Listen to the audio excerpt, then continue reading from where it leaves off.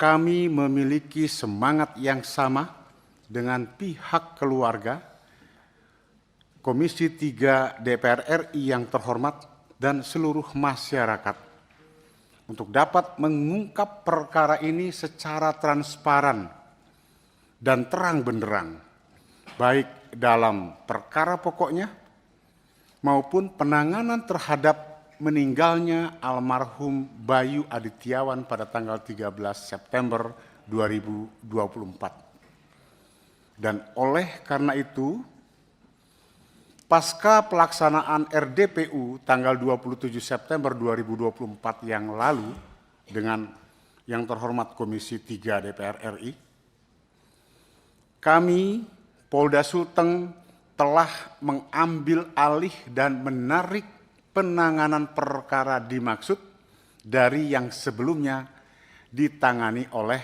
Polresta Palu. Selanjutnya, kami pun langsung membentuk tim gabungan yang terdiri dari tim penyidik di Treskrim Polda Sulteng, tim penyelidik Paminal Polda Sulteng, serta tim pemeriksa dari jajaran Bid Propam Polda Sulteng.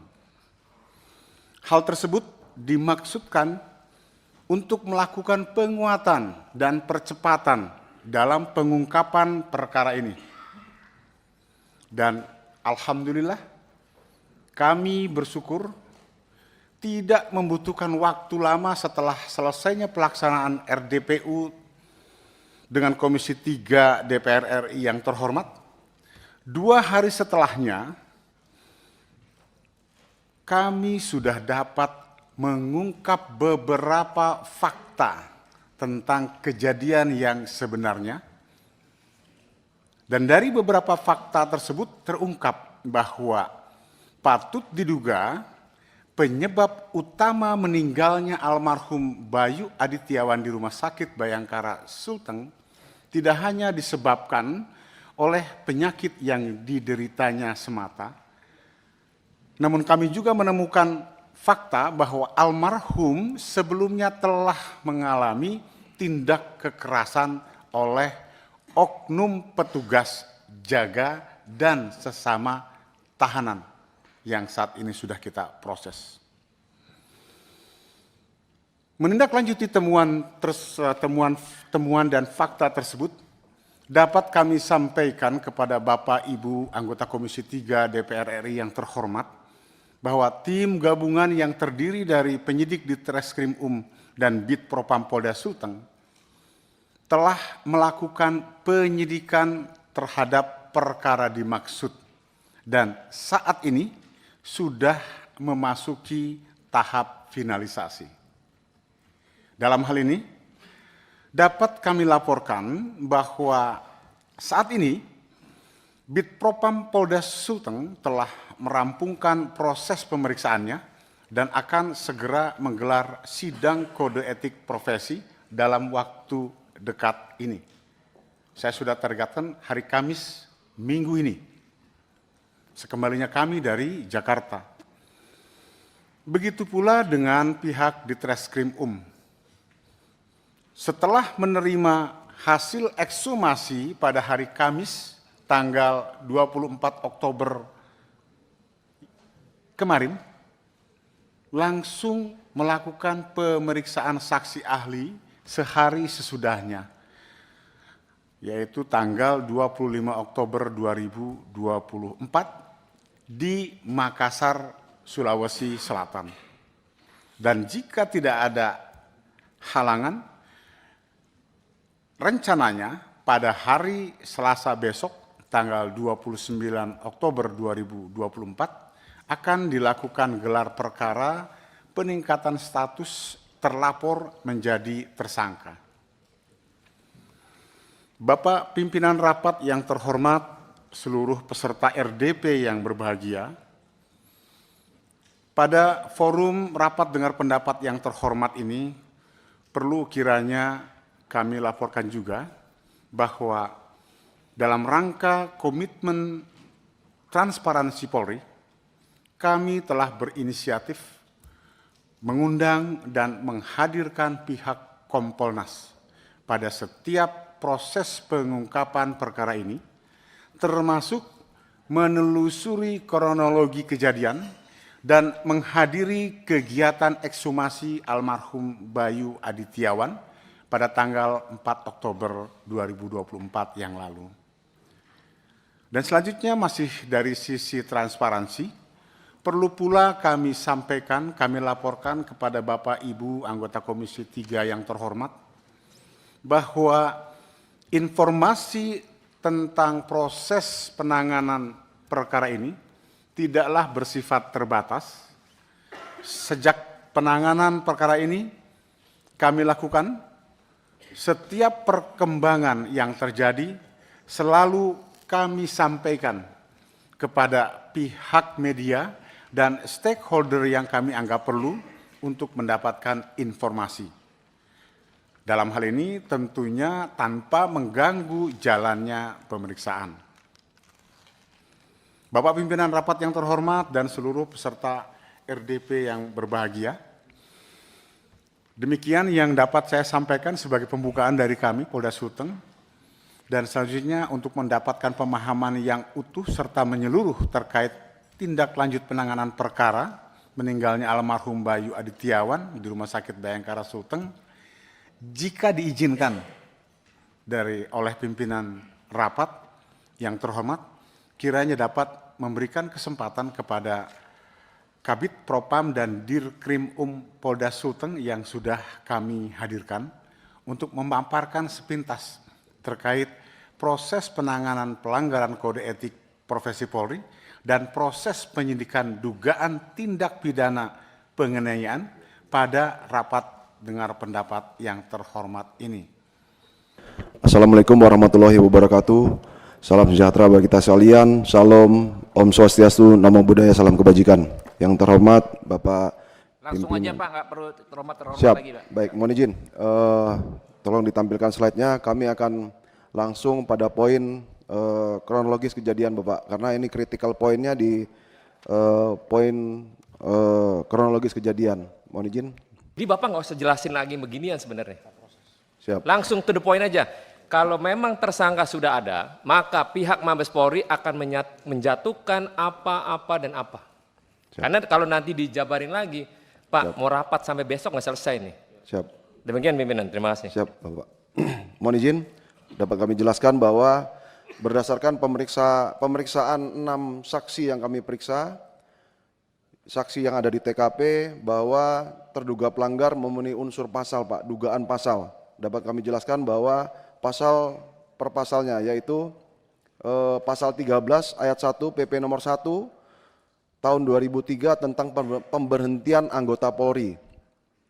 Kemudian dijuntokan dengan Peraturan Kepolisian Negara Republik Indonesia nomor 7 tahun 2022 tentang Kode Etik Polri, di mana kami masukkan pasal 5 ayat 1 huruf C berbunyi setiap pejabat Polri wajib melaksanakan tugas, wewenang dan tanggung jawab secara profesional, proporsional dan prosedural.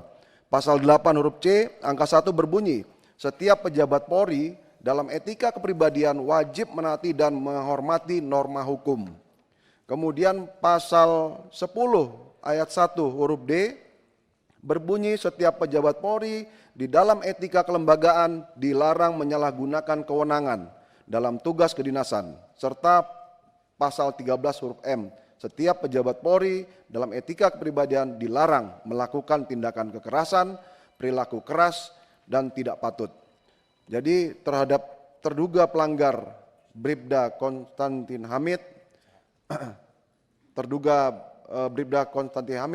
akan CH akan kami lakukan sidang kode etik pada hari Kamis tanggal 30 Oktober ini, Bapak pimpinan sidang. Dan kami kategorikan terduga pelanggar ini melakukan pelanggaran berat karena mengakibatkan seorang tahanan meninggal dunia, Bapak pimpinan sidang.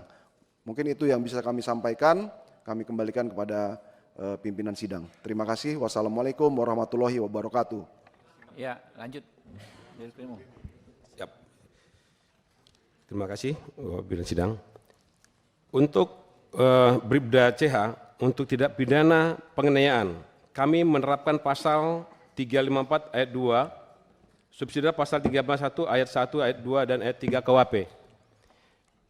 Ini berdasarkan saksi-saksi yang kami periksa sebanyak 38 orang, termasuk di situ adalah tahanan Polresta Palu 11 orang, kemudian anggota Tahti 9 orang, penyidik pembantu 2 orang, dan petugas rumah sakit setelah dokter. Pak Dir, Jadi semua ada 38 orang. Pak Dirkrim Pak. Siap. Yang terkait penganiayaan ini mungkin karena ini sidang terbuka supaya publik bisa mengcover kronologis kejadian yang penganiayaan itu diungkap. Baik. Silakan. Baik, pimpinan sidang, dari kronologis kejadian, tanggal hari Kamis tanggal 12 September tahun 2024. Saat pukul 01.30 sampai dengan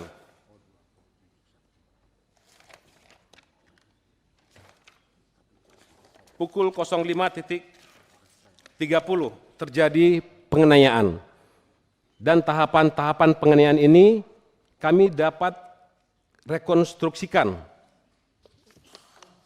Langsung ke slide berikutnya, rekonstruksi, prarekonstruksi.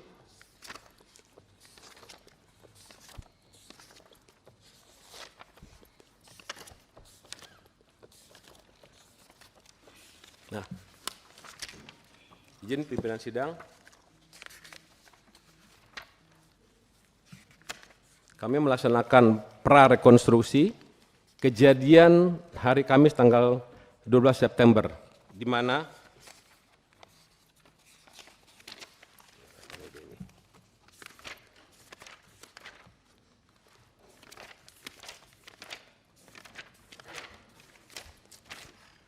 Bribda CH pertama melakukan penganiayaan, menampar menggunakan tangan kanan terbuka ke arah pipi kanan korban almarhum Bayu Adityawan sebanyak 1 kali. Kemudian yang kedua, Bribda CH memasukkan ibu jari dan jari telunjuk kanannya ke arah mulut almarhum Bayu Adityawan, menarik. Ini berdasarkan keterangan saksi yang tadi adalah saksi para tahanan yang ada di sebelah kanan dan kiri. Kemudian yang berikutnya, Bribda CH melakukan pemukulan menggunakan tangan kiri terkepal ke arah pipi kanan almarhum Bayu Adityawan sebanyak 1 kali. Berikut, Bribda CH memukul menggunakan siku kiri ke arah pipi kanan almarhum Bayu Adityawan sebanyak 1 kali. Kemudian Bribda CH membanting almarhum Bayu Adityawan ke arah kanan hingga almarhum jatuh terlentang, kemudian mengangkat kembali dan melakukan penganiayaan dengan melakukan sodokan sikut kanan yang mengarah ke dada kanan daripada almarhum. Setelah jatuh, Bribda CH naik ke atas perut korban almarhum Bayu dengan posisi setengah duduk sambil menahan leher korban almarhum Bayu dengan menggunakan siku kanan sembari menekan. Itu peristiwa-peristiwa penganiayaan yang dapat kami buktikan berdasarkan keterangan saksi-saksi yang ada di sekitar tempat kejadian. Izin pimpinan sidang sedikit kami menggambarkan posisi daripada tempat kejadian. Silakan slide ruang tahanan.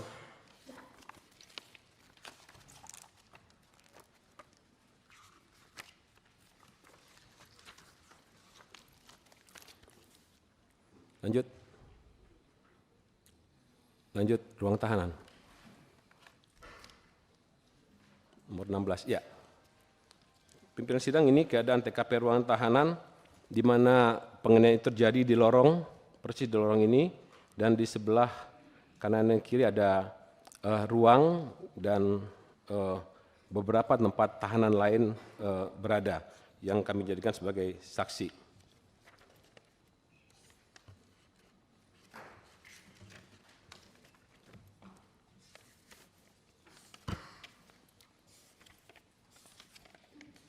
kesimpulan. Untuk kesimpulan dari hasil penyidikan yang dilakukan berdasarkan sprint sidik nomor 329 10 Romawi 2024, patut diduga bahwa benar telah terjadi tindak pidana penganiayaan yang dilakukan oleh Bribda CH terhadap korban dengan cara memukul dengan tangan terkepal dan menendang ke arah tubuh almarhum Bayu Adityawan. Dari hasil pemeriksaan dokter forensik ditemukan patah tulang iga kelima depan sisi kanan sehingga merobek paru kanan yang mengakibatkan terkumpulnya darah udara dalam rongga dada kanan dan mengempisnya paru sehingga menyebabkan almarhum Bayu Adityawan sulit bernapas yang berakhir dengan meninggal dunia. Sehingga dari seluruh keterangan para saksi, ahli serta alat bukti lainnya, perbuatan Bribda CH memenuhi unsur pasal 351 ayat 3 KUHP yang dimana jika mengakibatkan orang mati diancam dengan pidana paling lama 7 tahun. Untuk rencana tindak lanjut, kami laporkan kepada pimpinan sidang serta anggota yang terhormat bahwa pada hari Rabu tanggal 30 Oktober ini kami akan melaksanakan gelar perkara penetapan tersangka, kemudian melakukan pemanggilan terduga pelaku Bribda CH untuk dilakukan pemeriksaan sebagai tersangka. Kemudian hari Senin tanggal 4 November kami akan melakukan rekonstruksi untuk memperkuat keterangan-keterangan saksi. Kemudian tanggal 5 hari Selasa kami akan melakukan pemberkasan perkara dan hari Senin tanggal 11 November kami akan melakukan pelimpahan perkara tahap 1 ke Jaksa Penuntut Umum.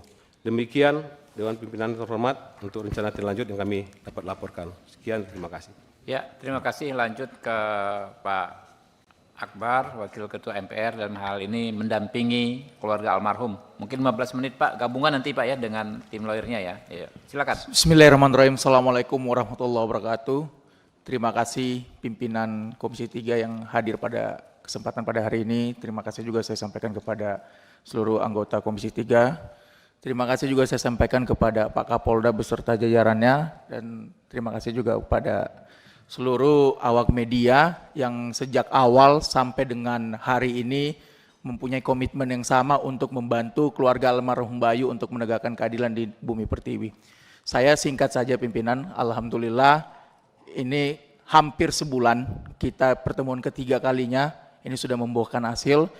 Tidak henti-hentinya atas nama keluarga mengapresiasi langkah Komisi 3 dan langkah Pak Kapolda Sulawesi Tengah yang mempunyai komitmen yang sama untuk membantu keluarga Bayu menegakkan keadilan. Alhamdulillah ini sudah membuahkan hasil yang cukup baik, dan ini juga sebagai bentuk pertanggungjawaban kami kepada publik bahwa keadilan masih bisa ditegakkan di Bumi Pertiwi. Mungkin itu saja yang dapat saya sampaikan. Sekiranya saya mohon izin pimpinan untuk memberikan sedikit kepada kuasa hukum dan adik dari almarhum Bayu yang alhamdulillah berkesempatan hadir juga pada siang hari ini. Terima kasih. Assalamualaikum warahmatullahi wabarakatuh. Silakan, silakan. Baik, terima kasih. Yang terhormat pimpinan Komisi 3 DPR RI, yang terhormat Kapolda Sulawesi Tengah dan jajaran yang sama-sama telah datang jauh-jauh dari Sulawesi Tengah untuk menghadiri RDP ini. Assalamualaikum warahmatullahi wabarakatuh.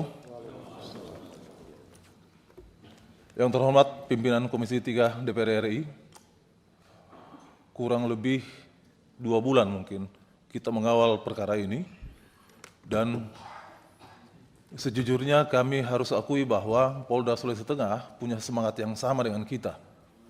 Saya tidak bisa bayangkan kalau kemarin dibiarkan kami sendiri berhadapan-hadapan dengan Polres Palu. Saya tidak bisa bayangkan mungkin sampai saat ini kita masih berada dalam ruang gelap atas kematiannya Bayu Adityawan. Tapi alhamdulillah Kapolda Sulawesi Tengah beserta seluruh jajaran mengambil alih, sehingga kemudian sangat membantu penanganan perkara ini. Walaupun ada beberapa hal pimpinan yang masih tersisa yang harus kita selesaikan bersama. Dalam rapat dengar pendapat yang terhormat ini, rasanya penting untuk kami kemukakan juga, terutama biar didengar oleh jajaran Polda Sulteng bahwa kemarin kita baru selesai menghadiri takziah malam ke-40 meninggalnya Bayu Adityawan yang diikuti oleh seratusan lebih orang, tetangga, kerabat, teman dekat, yang kemudian kami mengambil kesimpulan Bayu Adityawan ini orang yang betul-betul baik di hadapan masyarakat, yang kemudian harus meregang nyawa karena negara gagal melindungi nyawa masyarakatnya sendiri. Pimpinan Komisi 3 yang kami hormati, pasca meninggalnya Bayu Adityawan dan semangat Polda Sulteng untuk membuka terang perkara ini, ada dua hal yang sebagai perkembangan terakhir yang kami laporkan ke Polda Sulteng. Yang pertama, kami melaporkan penyidik Polresta Palu ke Propam Polda Sulteng pada tanggal 10 Oktober 2024. Dan alhamdulillah semalam sebelum saya berangkat ke sini, berkoordinasi dengan Kompol Aditya, beliau menyampaikan bahwa laporan itu telah diproses oleh Polda Sulteng dan insya Allah kita sama-sama akan melakukan pengawalan terhadap laporan itu. Karena pimpinan, dalam proses penyidikan terhadap Bayu Adityawan, kami menemukan beberapa kejanggalan-kejanggalan. Sehingga kemudian kami merasa penting untuk melaporkan para penyidik tersebut ke Propam Polda Sulteng. Kejanggalan pertama yakni penetapan tersangka terhadap Bayu Adityawan yang dilakukan pada tanggal 2 September itu sama sekali tidak didampingi oleh pengacara. Sementara dalam Undang-Undang Nomor 23 Tahun 2004 terkhusus pasal 44 ayat 1 sampai 3 ancaman kurungan terhadap tersangka KDRT itu 5 sampai 15 tahun. Nah, dalam aturannya, terutama di pasal 56 KUHP, mewajibkan orang yang diancam pidana 5 tahun minimal harus didampingi pengacara. Itu yang pertama. Yang kedua, penyidik berinisial Y mengambil gambar ketika menyerahkan Bayu Adityawan ke Tahti, yang dengan gambar itu dikirimkan oleh penyidik ke pelapor, yang dengan gambar itu pelapor mengupload di media sosial. Nah, menurut kami ini mengganggu proses penyidikan. Padahal kalau memang penyidik mau memberikan laporan perkembangan terhadap laporan, ada mekanisme SP2HP yang harus dilakukan. Tidak mesti harus mengambil gambar dan mengirimkan gambar tersebut ke pelapor. Yang oleh pelapor itu dipublikasi di media sosial. Bagi kami itu tidak etis. Nah, dua hal itu yang kami laporkan. Yang kedua, ini penting pimpinan Komisi 3 dalam proses ini legal standing perempuan melaporkan Bayu Adityawan ini karena status dia sebagai istri. Nah, sementara dalam proses pernikahan mereka ini kami menemukan kejanggalan. Nah, ini perlu juga diperhatikan oknum-oknum KUA yang ada di wilayah Indonesia, karena ternyata pernikahan kedua orang ini tidak diketahui oleh kedua orang tua dan ada dugaan pemalsuan tanda tangan. Nah, saya sudah mengkonfirmasi langsung kepada bapak dari perempuan yang menikah ini, dia sendiri bilang bahwa dia tidak pernah menikahkan anaknya. Dia tidak pernah menandatangani dokumen di KUA yang oleh oknum KUA ini dinikahkan. Nah, tolong pimpinan KUA di seluruh wilayah Indonesia ini juga jangan sampai bermain mata dan tidak memverifikasi berkas-berkas orang yang mau menikah. Nah, itu juga kami laporkan ke Polda Sulawesi Tengah pada tanggal 11 Oktober 2024, dilaporkan oleh orang yang merasa tanda tangannya dipalsukan dalam proses pernikahan perempuan atas nama Aprilia Francisca dengan Bayu Adityawan di KUA Kelurahan Talise, Kecamatan Mantikolorek, Kota Palu. Alhamdulillah, pimpinan memang perlu kita kawal bersama terhadap bengkalai atas meninggalnya Bayu Adityawan. Kami selaku kuasa hukum dan keluarga Bayu Adityawan sampai detik ini masih berkomitmen untuk terus melakukan pengawalan. Dan alhamdulillah komitmen itu juga diikuti oleh komitmen Kapolda Sulawesi Tengah dan jajaran. Terima kasih. Pak Dirkrimum juga ada di sini. Ada Pak Kasubdit yang sering kami berinteraksi dan membangun hubungan yang baik, berkomunikasi yang baik. Terima kasih. Assalamualaikum warahmatullahi wabarakatuh. Ya, saya pikir sudah disampaikan atau mau ada tambahan dikit lagi Pak James? Ya, singkat saja Pak ya. Ya, izin terima kasih pimpinan, yang terhormat pimpinan Komisi 3 beserta seluruh jajaran anggota, Bapak Kapolda beserta jajaran yang terhormat dan seluruh hadirin awak media dan teman-teman mahasiswa. Jadi di sini kami selaku kuasa hukum mengapresiasi langkah dari Kapolda beserta jajaran dengan sangat cepat mengambil alih proses ini hingga dari proses dilakukan gelar perkara, ekshumasi dan otopsi hingga sekarang kita bisa melakukan RDP lagi di sini dengan mendapatkan titik terang dan juga kami mendapatkan kepastian hukum, dan kami sangat berterima kasih kepada pimpinan Komisi 3 yang sudah memberikan atensinya atas perkara ini sehingga perkara ini dapat mendapatkan kepastian hukum. Sekian itu saja dari kami selaku kuasa hukum. Terima kasih pimpinan, terima kasih. Ya, terima kasih rekan-rekan. Selanjutnya pendalaman dari anggota, dan ada satu tradisi di Komisi 3 apabila ada masalah yang dibahas dari suatu provinsi maka dipersilakan terlebih dahulu rekan-rekan dari dapil tersebut ya. Jadi di sini ada 2 orang dari dapil NTT ya. Saudara Stefano dan Pak Beni Kaburharman, dan 1 orang dari dapil Sulawesi Tengah yaitu Pak Sarifudin Suding. Kebetulan ketiganya berasal dari fraksi yang berbeda. Nah, sehingga tetap kita mempertimbangkan giliran bicara per fraksi, ya kan? Tapi kita persilahkan ketiga orang tersebut dahulu, ya. Bisa dipahami ya rekan-rekan semua ya. Nanti kan itu kan PDIP, Demokrat, PAN, nanti berikutnya partai lain muter, ya kan? Baru kita bikin putaran. Kurang lebih begitu, bisa disepakati ya? Oke. Pertama Pak Stefano, silakan. Baik, terima kasih pimpinan. Assalamualaikum warahmatullahi wabarakatuh. Shalom, salam sejahtera untuk kita semua. Pimpinan Komisi 3 beserta seluruh anggota Komisi 3 yang saya hormati, Bapak Kapolda NTT beserta seluruh jajaran Polda NTT yang telah hadir pada siang hari ini, Bapak Kapolda Sulteng beserta jajaran, seluruh anggota Polri yang hadir via Zoom.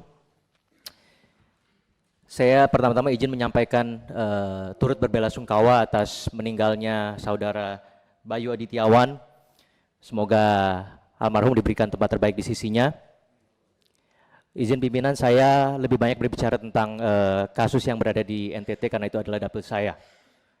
Pertama-tama saya menyampaikan terima kasih kepada pimpinan Komisi 3 yang dengan sangat responsif menyikapi berbagai isu terkait penegakan hukum yang beredar di Republik ini pada hari-hari ini. Sebagai legislator muda dari NTT, tentu saya sangat merasa bersyukur bahwa rapat pertama di Komisi 3 ini di masa periode ini langsung diadakan bersama Kapolda NTT yang merupakan mitra kerja saya.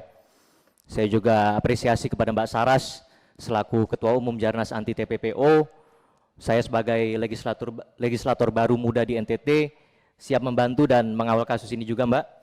Saya bersyukur melalui forum yang mulia ini kita semua bisa sama-sama mendengar berbagai perspektif dari kasus yang telah menggemparkan Republik ini pada hari-hari ini. Saya mau sampaikan izin pimpinan, sebagai daerah yang tertinggal, NTT ini sangat membutuhkan penegakan hukum yang adil dan bermanfaat bagi rakyatnya. Jika memang betul apa yang diberitakan di media selama ini bahwa Polda NTT bertindak secara sewenang-wenang tanpa dasar melakukan PTDH terhadap anggotanya, saya pikir ini adalah hal yang sangat memprihatinkan dan merupakan sebuah kemunduran dalam penegakan hukum di NTT, bahkan di Republik ini. Tapi saya yakin teman-teman dari Polda NTT merupakan polisi yang profesional, pasti bertindak menggunakan sebuah dasar, dan saya harapkan lewat forum yang terhormat ini semua fakta, semua perspektif bisa diutarakan dengan terang benderang sehingga kami di Komisi 3 bisa mendudukan permasalahan ini dengan seutuh-utuhnya sehingga seluruh rakyat Indonesia, terutama rakyat NTT, bisa mendapatkan penjelasan yang seutuh-utuhnya. Ya, saya harap lewat forum hari ini Polri akan menjadi lebih baik lagi, maka besar harapan saya kita bisa menemukan titik terang terhadap permasalahan ini. Saya pikir kita serahkan kepada institusi Polri yang memiliki mekanisme internal yang profesional, karena saya dengar bahwa Propam di bawah kepemimpinan Irjen Abdul Karim ini sangat profesional dan ditakuti. Jadi saya mengajak rekan-rekan Komisi 3 sekalian untuk mempercayakan kepada Propam Polri agar kasus ini bisa terselesaikan dengan segera. Terakhir pesan saya kepada Bapak Kapolda dan rekan-rekan sekalian, jika benar Pak Kapolda, kami backup secara full. Tetapi jika ada yang tidak benar, kami di Komisi 3 akan berada di garda terdepan untuk mengingatkan saudara-saudara sekalian. Mungkin itu yang dapat saya sampaikan. Ini semua kita sampaikan karena kami cinta kepada Polri, kami ingin institusi ini menjadi lebih baik lagi. Sekian, terima kasih. Assalamualaikum warahmatullahi wabarakatuh. Shalom. Terima kasih pimpinan. Luar biasa, ya, anak muda cerdas, kita kasih aplaus. Kecerdasannya mengingatkan pada senior saya Pak Herman Heri, Pak. Selanjutnya